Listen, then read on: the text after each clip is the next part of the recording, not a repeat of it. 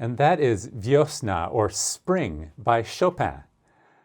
I am so grateful to an Entrada member for asking a question about this piece last week, and it is a lovely little tune, and it's easily the easiest piece by Chopin that I've ever heard. I was not familiar with it.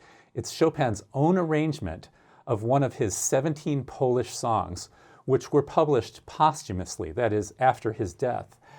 This piece is just perfect for an elementary student because although there are a few difficulties, overall it fits so well in the hand. It's almost all of it is within 5-finger positions. So you can really focus on the music. The right hand's part is really well contained. Of course, the left hand has a few difficulties because it would take coordination, especially for quite small hands, to balance the 2 voices needed on every downbeat, as the low bass note is down here as well.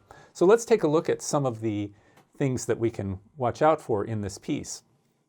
One thing is at the beginning, because of the 2 hands and the arrangement that Chopin has given us, notice that this happens right there. So if I play that without pedal, you'll note right away what I'm talking about, which is on the 3rd eighth note out of 6. Because we're playing the piano, we can't play legato from one note to the same note, meaning G to G cannot be legato. So the G played by the right hand is then taken by the left hand. So we really need to use the pedal and to release the right hand. So without the pedal, the right hand plays like this. So I've marked that in your score with little check marks in parentheses, where just to remind you to lift your hand, or lift your thumb in this case, coming off of that note, and make it in such a way that you feel you are staying consistent with the legato vocal line of the rest of the notes. So that means when you release this, when you play the next D, come in as though it were legato. And the next one is no problem.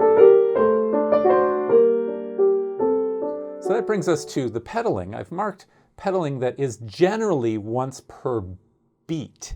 That is once per 3/8 notes. Since we are in 6/8, this is a compound meter, so that means there are 2 beats per measure. However, sometimes I've written a dotted kind of line where you might want to flutter the pedal.